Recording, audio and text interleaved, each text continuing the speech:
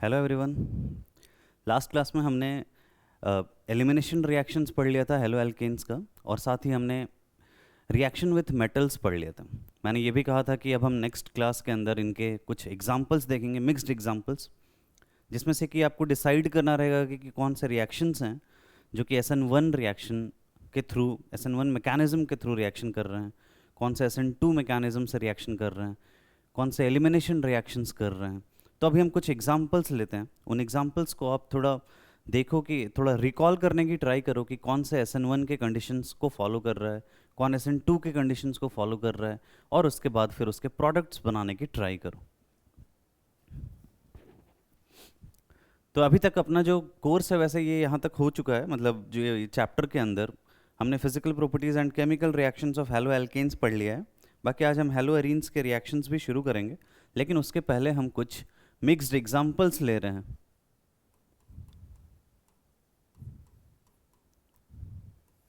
किसके एग्जांपल्स हैं, आपको ये डिसाइड करना है कि रिएक्शन SN1 होगा या फिर SN2 होगी, और या फिर एलिमिनेशन होगी, जिसे सिंपली E2 भी कह सकते हो। जैसे हमने कहा था कि एलिमिनेशन बाईमॉलिक्यूलर है तो इसे E2 रिएक्शंस भी कहते हैं, और नहीं तो सिंपली बीटा एलिमिनेशन भी कह सकते हो।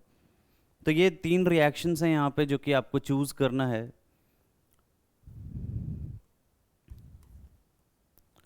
रिएक्शन साथ साथ में लिखते जाओ, और फिर ये भी देखो कि कौन सा रिएक्शन होगा ये।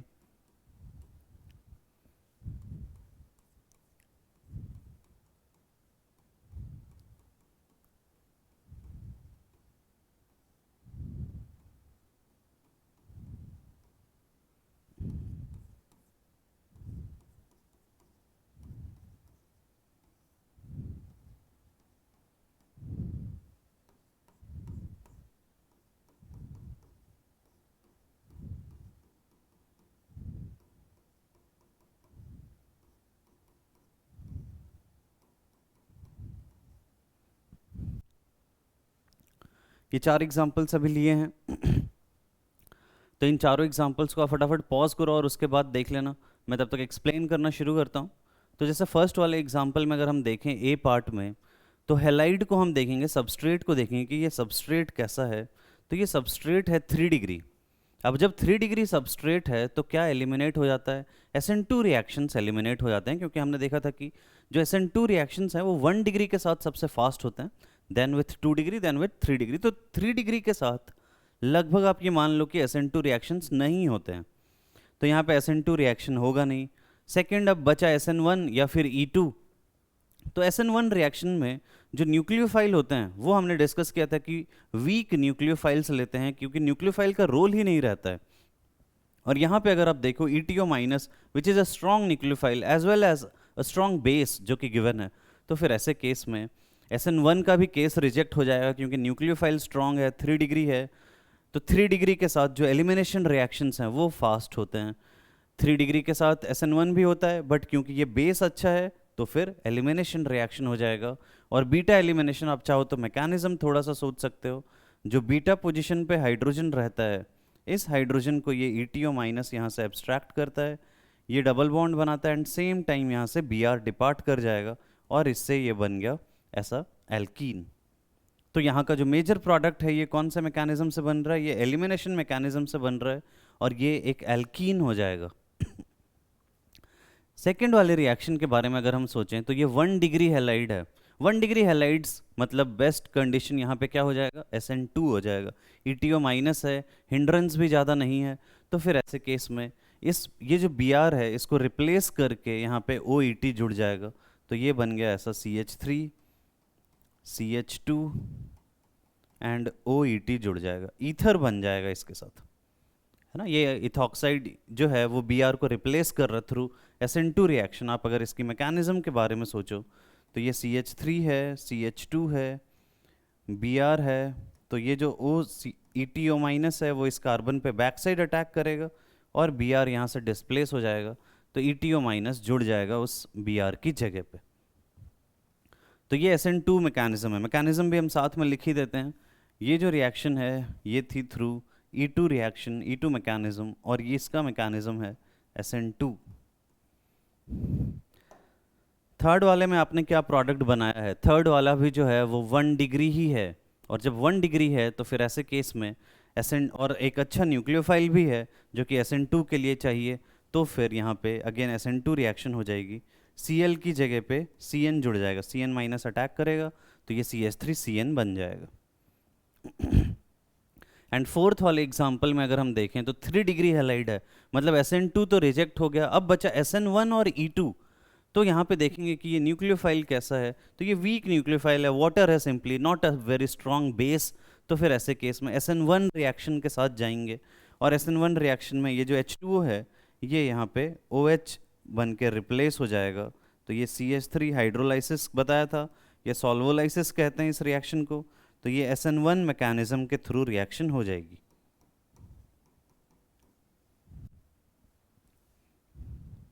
और ये जो रिएक्शन थी ये तो SN2 थी, बैक साइड अटैक होगा इसमें और ये SN2 रिएक्शन हो जाएगी। कुछ और एग्जांपल्स लेते हैं और फिर उनके प्रोडक्ट्स बनाने की ट्राई करना है आपको।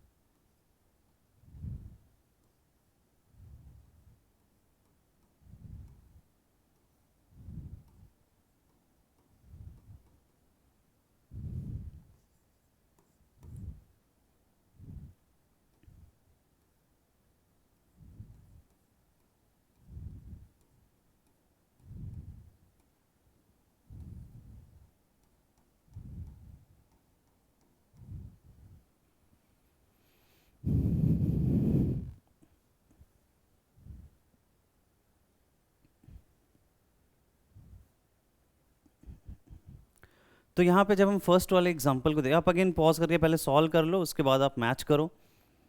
ई पार्ट में अगर हम देखें तो ई पार्ट में ये जो है ये एक 2 डिग्री हैलाइड है, 2 डिग्री हैलाइड के साथ कंडीशंस बहुत ही SN1 भी हो सकता है, SN2 भी हो सकता है, E2 एलिमिनेशंस भी हो सकते हैं, सारे रिएक्शंस हो सकते हैं। तो फिर हमें देखना पड़ेगा कि यहाँ पे जो न्यूक्लियोफाइल है ये कैसा है, जो रिएजेंट है वो कैसा है। अगर ये वीक रिएजेंट रहता जैसे H2O रहता तो फिर ऐसे केस में SN1 रिएक्शन करवाते, लेकिन यहाँ पे ये एक वीक बेस है और एक अच्छा न्यूक्लियोफाइल है। MES माइनस जो है डाउन द ग्रुप जब हम जाते हैं, जैसे OH माइनस के नीचे SH माइनस आता है, और डाउन द ग्रुप जाने पे जो एसिडिक स्ट्रेंथ या बेसिक स्ट्रेंथ है वो डिक्रीज होती है, ऐसा समझो।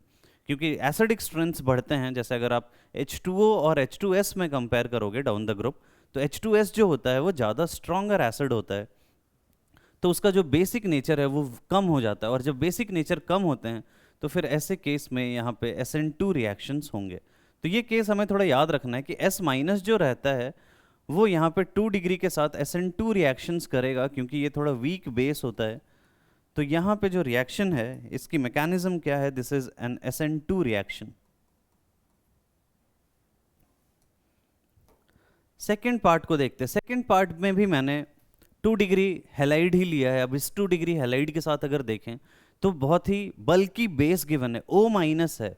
जब S माइनस था तब तो SN2 कराया था, बट जब O माइनस ऊपर से बल्कि बेस है तो इसके साथ एलिमिनेशन रिएक्शन हो जाएगी।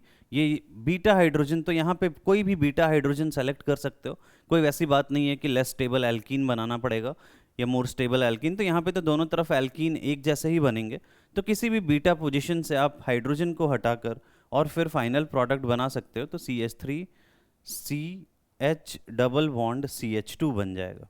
और ये कौन सी रिएक्शन हो रही है, this is N E2 reaction, elimination reaction हो रही है ये। यही जब हम नेक्स्ट पार्ट में देखते हैं, G वाले पार्ट में देखें, तो अगेन 3 डिग्री हैलाइड गिवन है, मतलब SN2 तो रिजेक्ट हो गया है, SN1 या फिर एलिमिनेशन हो सकता है। अब यहाँ पे MEOH गिवन है, यही अगर MEO माइनस रहता फिर तो E2 रिएक्शन करते, लेकिन MEOH है, न्यूट्रल है, वीक है तो फिर ऐसे केस में हम SN1 रिएक्शन करवाएंगे और ये बन जाएगा, जहाँ पे ये Br है वहाँ पे OMe जुड़ जाएगा, तो ये हो जाएगा थ्रू SN1 रिएक्शन। और इस लास्ट वाले केस को देखते हैं। तो लास्ट वाले केस के अंदर अब ये जो है दिस इज अराइल हैलाइड,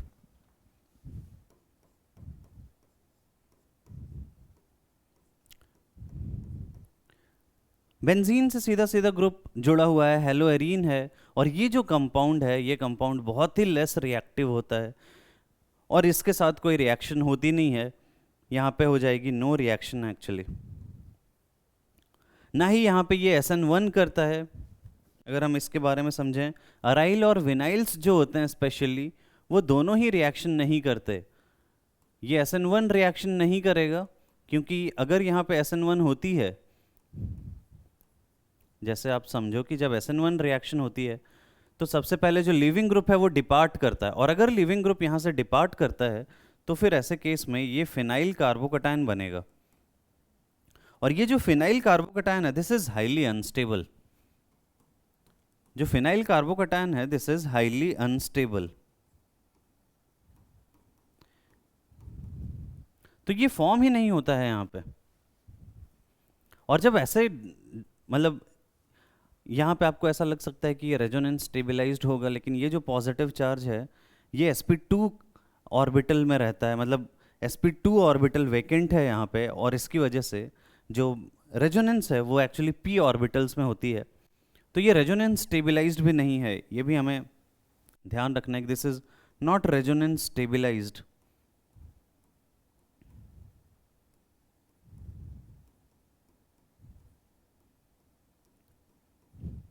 और जब ये रेजोनेंस स्टेबलाइज्ड नहीं है, हाईली अनस्टेबल है, ऐसे कटायंस जब बनेंगे ही नहीं, तो फिर ये SN1 रिएक्शन शो नहीं करता है, और ये SN2 रिएक्शन भी शो नहीं करता। जो हेलोएरीन्स हैं इनके साथ SN2 रिएक्शंस भी नहीं होते। SN2 रिएक्शंस क्यों नहीं होते? SN2 रिएक्शन करने के लिए हमने देखा है कि बैक साइड अटैक करना पड़ता है, और बैक साइड अटैक करने के लिए इसको इस इलेक्ट्रॉन क्लाउड के अंदर जाना पड़ेगा। जैसे Cn- के साथ रिएक्शन देखा हमने, तो Cn- को इस इलेक्ट्रॉन क्लाउड के बीच में जाना पड़ेगा, तो ये इस इलेक्ट्रॉन क्लाउड के बीच में नहीं जा पाता है। बेंजीन जो है, बेंजीन के पास 6 इलेक्ट्रॉन्स है रिंग के अंदर, उस रिंग के अंदर वो नहीं जा पाता है, एंड देयरफॉर ये रिएक्शन भी नहीं होती है। तो ना ही SN1 रिएक्शन होगी, ना ही SN2 रिएक्शन होगी। इनके साथ डिफरेंट रिएक्शंस ही हैं जो कि अभी हम पढ़ेंगे। तो ये हमें ध्यान रखना है कि ये जो अराइल हैलाइड्स हैं और जो विनाइल हैलाइड्स हैं, ये दोनों ही, विनाइल हैलाइड्स मतलब जब डबल बॉन्ड के ऊपर ग्रुप्स लगे हुए थे, आप क्लासिफिकेशन में जाके एक बार चेक करो, जैसे इस तरह के कंपाउंड्स हैं, विनाइल हैलाइड्स हैं, तो ये ना ही SN1 रिएक्शन शो करेंगे और ना ही SN2 रिएक्शन शो करेंगे।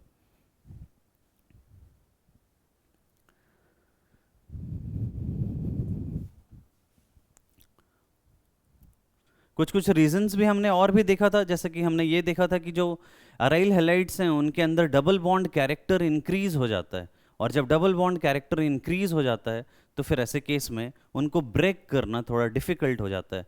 रिकॉल करो, जब हमने ये देखा था कि बॉन्ड लेंथ का जब कंपैरिजन किया था तो ये देखा था कि यहाँ पे रेजोनेंस स्टेबलाइज्ड भी हैं ये, क्योंकि इनके पास लोन पेयर्स हैं, और इन लोन पेयर्स के साथ ये इस बेंजीन रिंग के साथ रेजोनेंस कर सकते हैं, और रेजोनेंस अगर शो कर रहे हैं तो फिर ऐसे केस में यहाँ पे कुछ डबल बॉन्ड कैरेक्टर आ रहा है।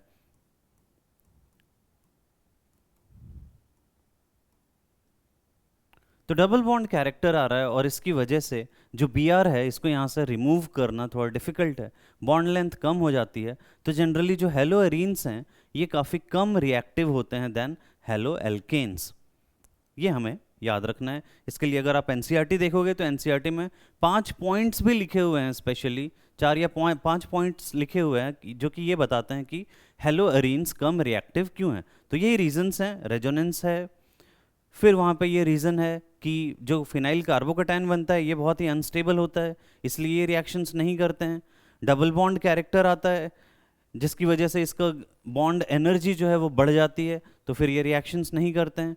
और साथ ही ये जो कार्बन है, इस कार्बन की हाइब्रिडाइजेशन भी अलग है, ये sp2 हाइब्रिडाइज्ड कार्बन है जो कि sp3 से ज़्यादा इलेक्ट्रोनेगेटिव होता है, तो ये Br को ज़्यादा क्लोज खींच के रखता है एंड देयरफॉर यहाँ पे रिएक्शंस ज़्यादा नहीं होते हैं। तो ये कुछ पॉइंट्स हैं जो कि हमें ये बताते हैं ये जो हेलोएरीन्स हैं ये बहुत ही कम रिएक्टिव हैं। वही अगर कोई और कंपाउंड रहता, जैसे मानो कि अगर बेंजाइल रहता, बेंजाइल या अलाइल ग्रुप्स रहते, तो फिर वो सब आसानी से रिएक्शन शो करते। एच तक देखा था हमने, आईएथ पार्ट पे कुछ और एग्जांपल्स लिख रहा हूँ, इनके अंदर भी हम देखते हैं कि क्या ये रिएक्शन शो करेंगे।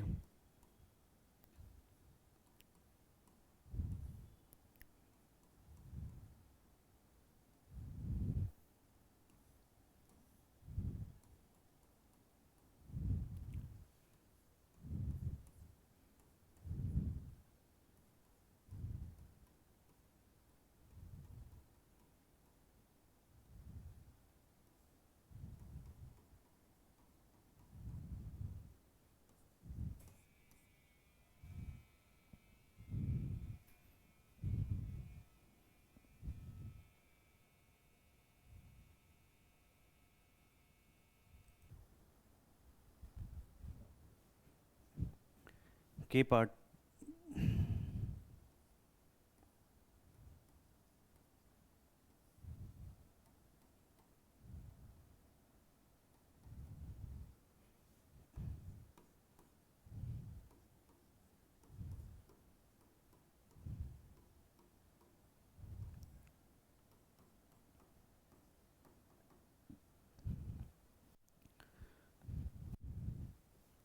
ये 4 एग्जांपल्स और लिए हैं, इन चारों एग्जांपल्स को फटाफट सॉल्व करने की ट्राई करो। पॉज कर लो, मैं एक्सप्लेन करता हूँ। जैसे फर्स्ट वाले एग्जांपल में अगर हम देखें तो इस बार ये अराइल हैलाइड नहीं है, इस बार यहाँ पे ये स्टेबल कटायन बना सकता है। अगर हम देखें तो जो एक अच्छा न्यूक्लियोफाइल नहीं गिवन है, H2O गिवन है, और अगर ये 1 डिग्री रहता फिर तो SN1 वैसे नहीं हो पाती, लेकिन यहाँ पे क्या है कि ये एक स्टेबल कार्बोकटायन बना सकता है, रेजोनेंस स्टेबिलाइज्ड कार्बोकटायन बना सकता है। ये पिछले बार वाले केस से अलग है। यहाँ से जब ये Br माइनस निकलेगा बाहर, तो ये जो CH2 प्लस बना रहा है, ये जो पॉजिटिव चार्ज है, दिस इज बेंजाइल कटायन, और ये जो बेंजाइल कटायन होते हैं दे आर रेजोनेंस स्टेबिलाइज्ड। फिर यहाँ पे H2O अटैक करेगा और फिर ये बन जाएगा OH में, बाद में वो H प्लस लूज करेगा, तो इससे यहाँ पे हम अल्कोहल बना सकते हैं। तो ये जो दो केसेस हैं, एक तो ये बेंजाइल कटायन और एक अलाइल कटायन। एक और एग्जांपल एक अलाइल का भी मैं लिख ही देता हूँ।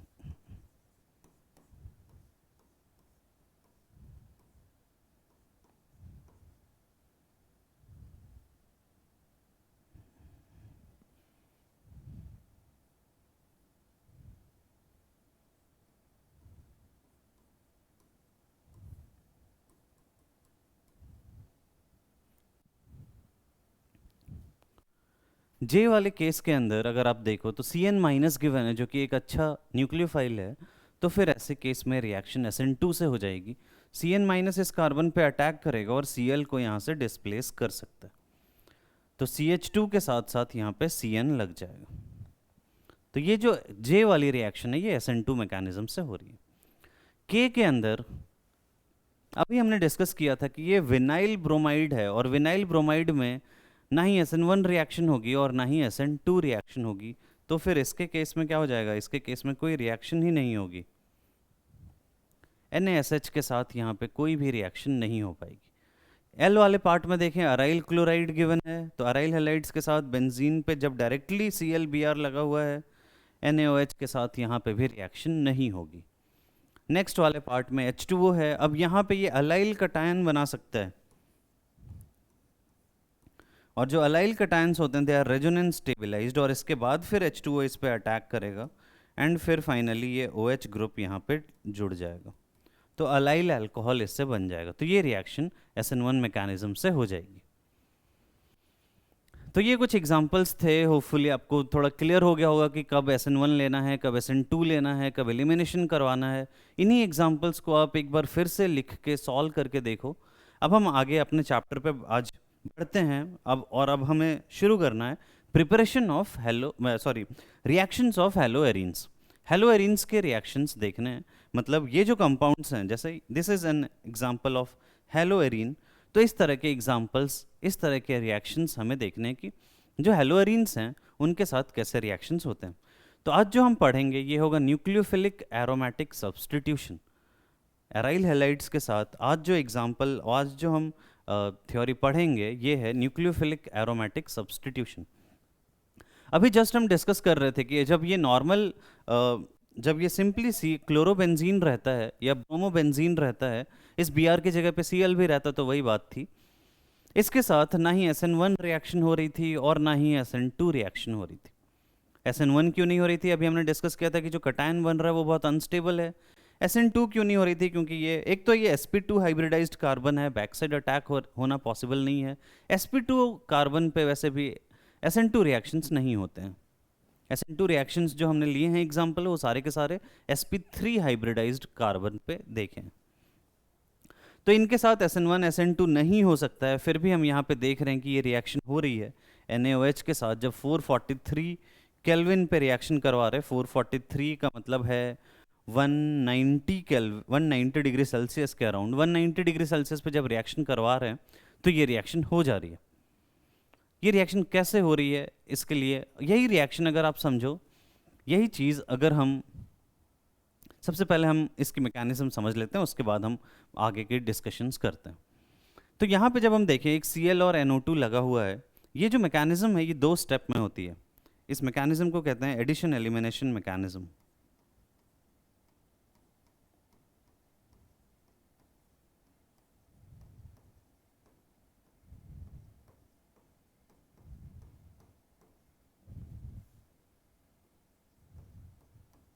दो स्टेप्स इन्वॉल्व हैं इसमें।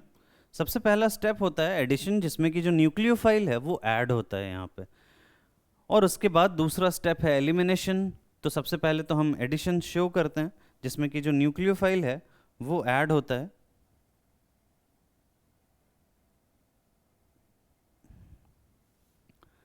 जैसे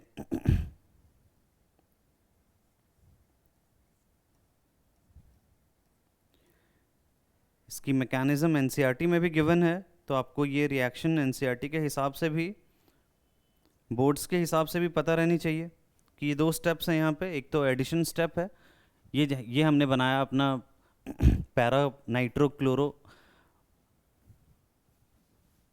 बेंजीन, पैरा क्लोरो नाइट्रोबेंजीन है ये।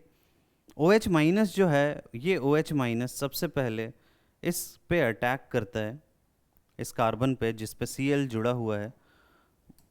ये जो OH माइनस है ये इस कार्बन पे अटैक करता है, ये पाई बॉन्ड आगे शिफ्ट हो रहा है, इससे हम डिफरेंट, तो सबसे पहला जो स्ट्रक्चर यहाँ पे जनरेट हो रहा है वो कैसा है देखो। बेंजीन के साथ इधर आ गया है वो लोन पेयर नेगेटिव चार्ज, यहाँ पे OH एंड Cl जुड़े हुए हैं,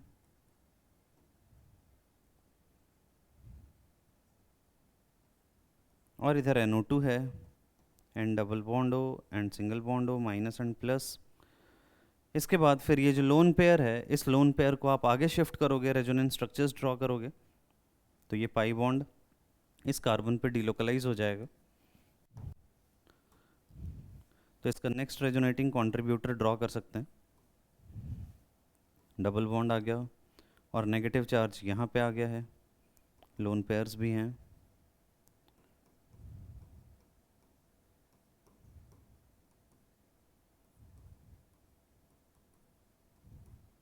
और फिर ये जो नेगेटिव चार्ज है, ये नेगेटिव चार्ज अब ऑक्सीजन पे डिलोकलाइज हो सकता है।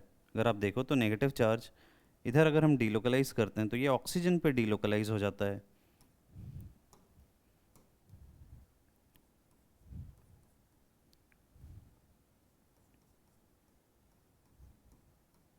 जो कि बहुत ही फेवरेबल थिंग है, क्योंकि हमने केमिकल बॉन्डिंग में सीखा होगा कि जो नेगेटिव चार्ज है वो negative charge most electronegative element पे डिलोकलाइज हो जाना चाहिए, तो उससे स्ट्रक्चर की स्टेबिलिटी बढ़ जाती है। फिर हम नेक्स्ट अगर ड्रॉ करें, इसका जो नेक्स्ट कंट्रीब्यूटर है, आप इसको इधर शिफ्ट कर दो और इसको इधर, और एक आध कंट्रीब्यूटर बनेंगे लेकिन अब हम और ज़्यादा कंट्रीब्यूटर्स नहीं बना रहे। अगर आपसे कोई पूछता है कि भाई यहाँ पे सबसे इम्पोर्टेंट रेजोनेंस कंट्रीब्यूटर कौन सा है, तो सबसे इम्पोर्टेंट जो रेजोनेंस कंट्रीब्यूटर है यहाँ पे, आप सोचो कि यहाँ पे अगर 1 2 3 और ये चौथा स्ट्रक्चर हम बना रहे हैं, तो इस 4 स्ट्रक्चर्स में सबसे इम्पोर्टेंट रेजोनेंस कंट्रीब्यूटर कौन सा है?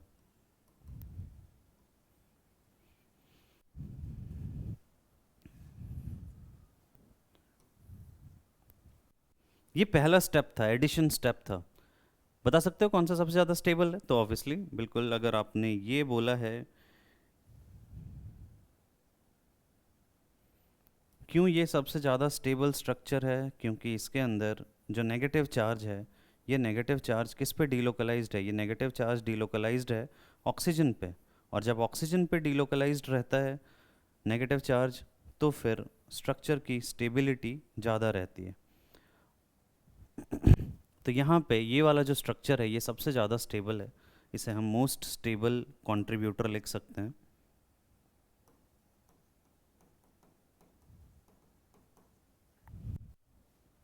तो ये पहला स्टेप है, इसे हम क्या कहते हैं? Addition step. अब नेक्स्ट जो होगा उसे हम कहेंगे एलिमिनेशन स्टेप, जिसमें कि जो लिविंग ग्रुप है वो लिविंग ग्रुप डिपार्ट करेगा। सेकेंड एलिमिनेशन स्टेप पे अभी जैसे हमने देखा यहाँ पे कि यहाँ पे नेगेटिव चार्ज था, OH और Cl थे, और यहाँ पे NO2 है। अब ये जो नेगेटिव चार्ज है ये जब कोलैप्स करेगा, क्योंकि ये बेंजीन की जो एरोमेटिसिटी है वो लॉस हो चुकी है, ये डबल बॉन्ड वापस बनाएगा, तो Cl यहाँ से डिपार्ट कर जाता है, और Cl यहाँ से डिपार्ट कर जाएगा, तो ये फिर स्ट्रक्चर बन गया, वापस से बेंजीन की एरोमेटिसिटी रीगेन हो गई है, रिस्टोर हो गई है, ये OH यहाँ पे आ गया। ये 2 स्टेप्स हैं। सबसे पहला था एडिशन स्टेप, जिसमें कि OH माइनस जो न्यूक्लियोफाइल है वो ऐड होता है, और दूसरा स्टेप क्या है? दूसरे स्टेप को कहते हैं एलिमिनेशन, जिसमें कि जो लिविंग ग्रुप है वो डिपार्ट करता है। तो ये जो पहला स्टेप है ये यहाँ पे स्लो स्टेप होता है, और जो स्लो स्टेप्स होते हैं उन्हें ही हम कहते हैं rate determining step, they are RDS। ये स्टेप रेट डिटरमाइन करता है रिएक्शन की। और स्लो क्यों है? अभी जस्ट मैंने बताया कि इस केस के अंदर बेंजीन की जो एरोमेटिसिटी है वो लॉस हो चुकी है। बेंजीन एरोमेटिक कंपाउंड है, एरोमेटिसिटी से उसकी स्टेबिलाइजेशन होती है, और अगर एरोमेटिसिटी लॉस हो जाएगी तो फिर वो स्ट्रक्चर अनस्टेबल हो जाएगा। और वापस से सेकंड स्टेप फास्ट है, यहाँ पे लिविंग ग्रुप डिपार्ट करता है। तो ये 2 स्टेप्स हैं जिसमें कि रिएक्शन होती है। अगर आप देखो तो हमने सेकंड में एसिड वर्कअप भी कर रखा है। यहाँ पे अगर आप नोटिस करो तो NaOH के बाद H+ भी ऐड, ये क्यों ऐड किया है? क्योंकि जो फॉर्मिंग कंपाउंड है ये फिनॉल बन रहा है। फिनॉल्स जो होते हैं दे आर स्लाइटली एसिडिक, और क्योंकि मीडियम अपना बेसिक है, OH- है मीडियम में, तो ये यहाँ पे एसिड बेस रिएक्शन हो जाएगी, और ये फिर फिनॉक्साइड आयन में कन्वर्ट हो जाएगा, ये O- और NO2 बन गया। तो इसके बाद हमने H+ ऐड किया है, ताकि ये जो फॉर्म हो चुका है इसको हम वापस, ये जो सॉल्ट बन गया इसको वापस से न्यूट्रलाइज कर सकें, न्यूट्रल स्टेट पे ले आ सकें, तो ये OH एंड NO2 में फाइनली कन्वर्ट हो जाए। तो जो लास्ट के 2 स्टेप्स हैं they are just acid base reactions, बहुत ज़्यादा सिग्निफिकेंस नहीं है यहाँ पे। यहाँ पे तो हमें ये समझना है कि नेगेटिव चार्ज कैसे डिलोकलाइज हो रहा है। अगर नॉर्मल कंडीशन रहती, अगर ये NO2 नहीं रहता, तो फिर ये रिएक्शन नहीं हो पाती, है ना। अगर यही कंडीशन ऐसा रहता कि यहाँ पे NO2 प्रेजेंट नहीं है और सिंपली यही रिएक्शन हम देख रहे हैं, Cl है और इसके साथ हमने NaOH की रिएक्शन करवाई है, वही टेम्परेचर 190 डिग्री सेल्सियस पे, तो ये रिएक्शन नहीं करता। इसका मतलब NO2 इंपॉर्टेंट तो है। अभी हमने देखा कि जो नेगेटिव चार्ज फॉर्म हो रहा है NO2 उसको डिलोकलाइज करने में हेल्प कर रहा है।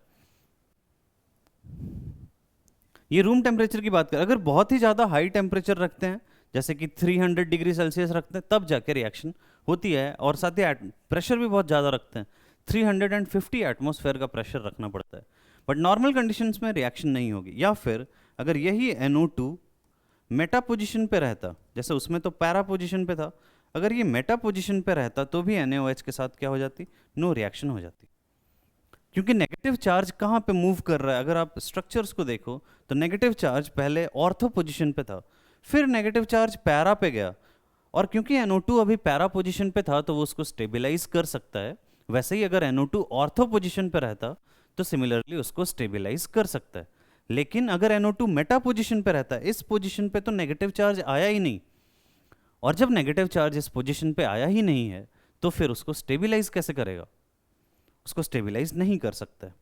तो NO2 कहाँ कहाँ पे नेगेटिव चार्ज को स्टेबलाइज कर पा रहा है? NO2 या तो ऑर्थो पोजीशन पे उसको स्टेबलाइज कर पा रहा है या फिर लिविंग ग्रुप के पैरा पोजीशन पे स्टेबलाइज कर पा रहा है। मेटा पोजीशन पे अगर NO2 है या लिविंग ग्रुप NO2 के मेटा पोजीशन पे है तो फिर वो उसको स्टेबलाइज नहीं कर पाएगा और वैसे केस में रिएक्शन नहीं होगी। तो ये हमने देखा कि अगर NO2 का प्रेजेंस, अगर हम रिएक्शन में क्राइटेरियाज देखें कि कौन कौन से क्राइटेरियाज रिक्वायर्ड हैं रिएक्शन को करवाने के लिए, तो हमने देखा कि नॉर्मल कंडीशन में जैसे अगर NO2 नहीं है तब तो रिएक्शन नहीं हो रही है, और NO2 है लेकिन मेटा पोजीशन पे है तो भी ज़्यादा फायदा नहीं है। NO2 इलेक्ट्रॉन विड्रॉइंग ग्रुप है और वो कौन सी जगह पे रहना चाहिए? क्लोरीन से ऑर्थो या फिर पैरा पोजीशन पे रहेगा, तभी जाके रिएक्शन हो पाएगी। तो ये बात होपफुली आपको समझ में आ रही होगी कि रिएक्शन कब हो रहा है, कैसे हो रहा है। जैसे अगर हम यहाँ पे देखें ये हमने 3 क्राइटेरियाज बना रखा है जो कि आपको ध्यान रखना पड़ेगा। सबसे पहला क्राइटेरिया क्या है? Presence of leaving group like halides. Halides रहने चाहिए, जैसे क्लोराइड है या फिर फ्लोराइड है ना। क्लोराइड, फ्लोराइड्स भी यहाँ पे एक अच्छे लिविंग ग्रुप्स हैं, ये ध्यान रखना है। फ्लोराइड रहता है तो भी वो लीव कर सकता है। इनफैक्ट जो फ्लोराइड्स होते हैं वो सबसे फास्टर लीव करते हैं। आयोडाइड्स भी रह सकते हैं लेकिन सबसे फास्ट लीव कौन करते हैं? सबसे फास्ट लीव करते हैं फ्लोराइड, या रेट ऑफ रिएक्शन जो होती है वो सबसे फास्ट फ्लोराइड्स के साथ होती है। यहाँ पे SN1 SN2 का थोड़ा ऑपोजिट रहता है, not because of leaving group ability but because की जहाँ पे लिविंग ग्रुप डिपार्ट कर रहा है वो एक्चुअली रेट डिटरमाइनिंग स्टेप है ही नहीं। जो रेट डिटरमाइनिंग स्टेप है उसमें तो Cl डिपार्ट ही नहीं कर रहा है, एंड देयरफॉर Cl का लिविंग नेचर यहाँ पे इंपॉर्टेंट नहीं है। अगर यहाँ पे फ्लोरीन रहता तो वो थोड़ा इलेक्ट्रॉन विड्रॉ करके रखता और OH माइनस ज़्यादा आसानी से अटैक कर पाता है, एंड देयरफॉर फ्लोराइड्स के साथ भी यहाँ पे रिएक्शन हो जाती है। इनफैक्ट फास्टर रिएक्शन होती है देन क्लोराइड्स और ब्रोमाइड्स। तो 3 क्राइटेरियाज में जो सबसे पहला क्राइटेरिया है वो ये है कि यहाँ पे लिविंग ग्रुप तो रहना चाहिए। क्लोरीन, ब्रोमीन, फ्लोरीन, आयोडीन, ये सब कुछ प्रेजेंट रहना चाहिए और साथ ही इलेक्ट्रॉन विड्रॉइंग ग्रुप रहना चाहिए। Presence of an electron withdrawing group typically NO2 present रहना चाहिए, है ना। या तो कोई और ग्रुप रह सकता है जैसे C double bond carbonyl group है, लेकिन वो इतना इलेक्ट्रॉन विड्रॉइंग नहीं है जितना कि NO2 है, तो उसके साथ थोड़ी रिएक्शन स्लो होगी। और electron withdrawing group should be ortho और para to the leaving group, ये भी हमें ध्यान रखना है क्योंकि जो नेगेटिव चार्ज है वो कौन से पोजीशन पे जा रहा था? ऑर्थो या फिर पैरा पे, मेटा पे तो जा ही नहीं रहा था, and therefore electron withdrawing group should be ortho और para to the leaving group. तो ये 3 क्राइटेरिया अगर मीट करते हैं तो फिर ऐसे केस में रिएक्शन हो जाएगी। जैसे इस एग्जांपल को अगर देखो, ETO माइनस के साथ रिएक्शन करवा रहे हैं।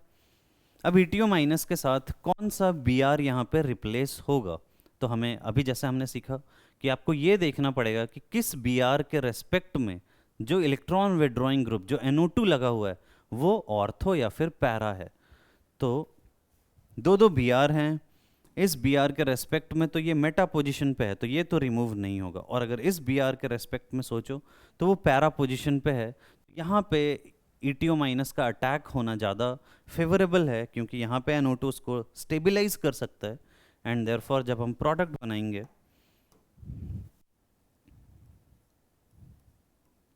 तो इस वाले Br को यहाँ पे रहने देंगे हम, ये जो दूसरा Br है यहाँ पे OET लगा देंगे।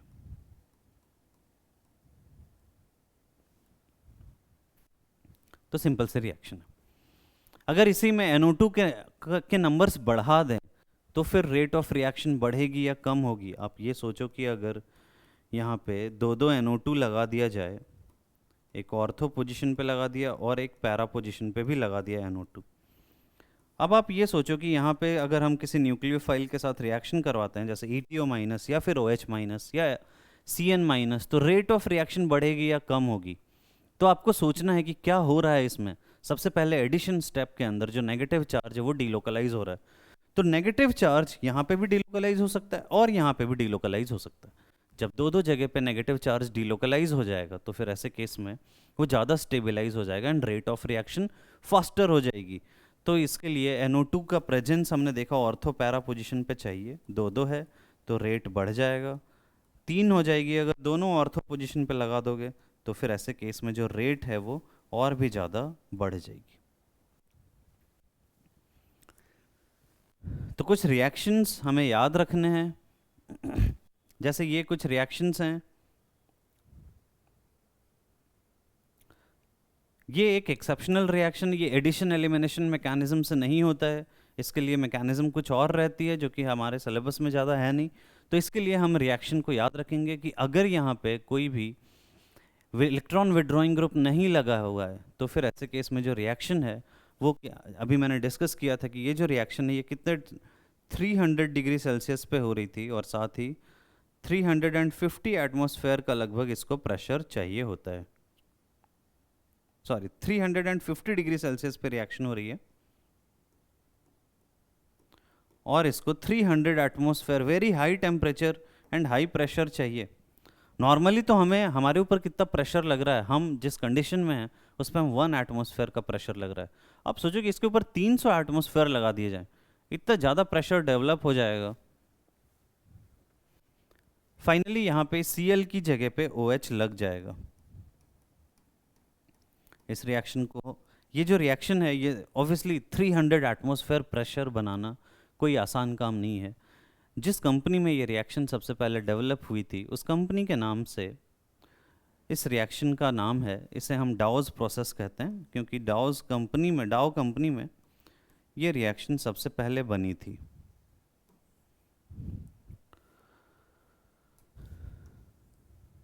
तो आपको तो इसके कंडीशंस याद रखने पड़ेंगे कि अगर केवल क्लोरोबेंजीन है और उससे हमें फिनॉल बनाना है, फिनॉल की प्रिपरेशन में भी ये रिएक्शन गिवन है।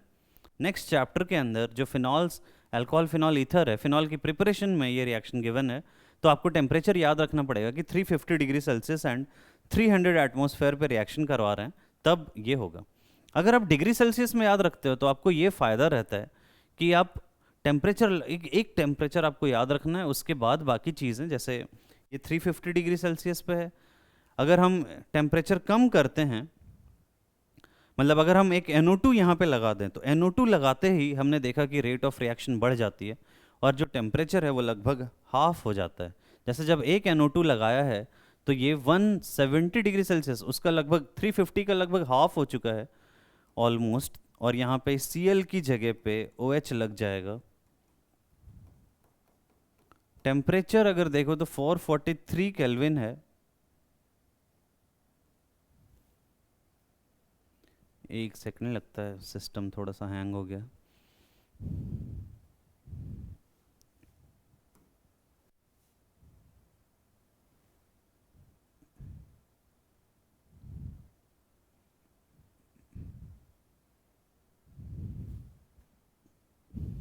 पॉज कर देता हूँ मैं बस।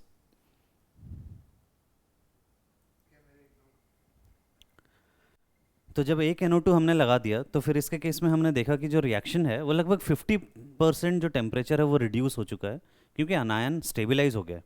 जब दो NO2 ग्रुप्स लग जाते हैं यहाँ पे तो फिर ऐसे केस में टेम्परेचर और 50% फर्दर सोचो तो रिड्यूस हो जाता है और फिर जो रिएक्शन है वो यहाँ पे लगभग 95 डिग्री सेल्सियस के अराउंड ही हो जाती है। तो ये रिएक्शन तो हो रही थी कितने पे, ये लगभग 170 डिग्री सेल्सियस पे हो रही है।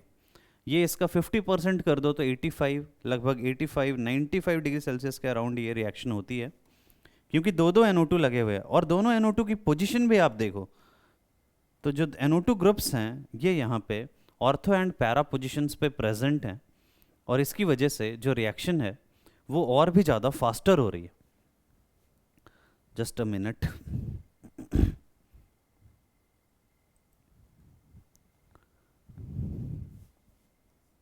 तो NO2 की पोजीशन हमें देखनी है, ऑर्थो एंड पैरा पोजीशन पे प्रेजेंट है और इसकी वजह से जो रिएक्शन है वो और फास्ट हो गई है। अगर हम एक और NO2 लगा दें तो फिर ऐसे केस में जो रिएक्शन है वो यहाँ पे अब वार्म करने पे ही रिएक्शन हो जा रही है। H2O के साथ वार्म करने पे ही लगभग टेम्परेचर फिर से 50% तक रिड्यूस हो चुका है। यहाँ पे Cl की जगह पे OH लग जाएगा, NO2 एंड NO2 लग गया, ये तीन NO2 ग्रुप्स लगे हुए हैं दिस इज 2,4,6 ट्राइनाइट्रोफिनॉल, जिसका वैसे दूसरा नाम जो ज़्यादा यूज होता है, this is also called picric acid.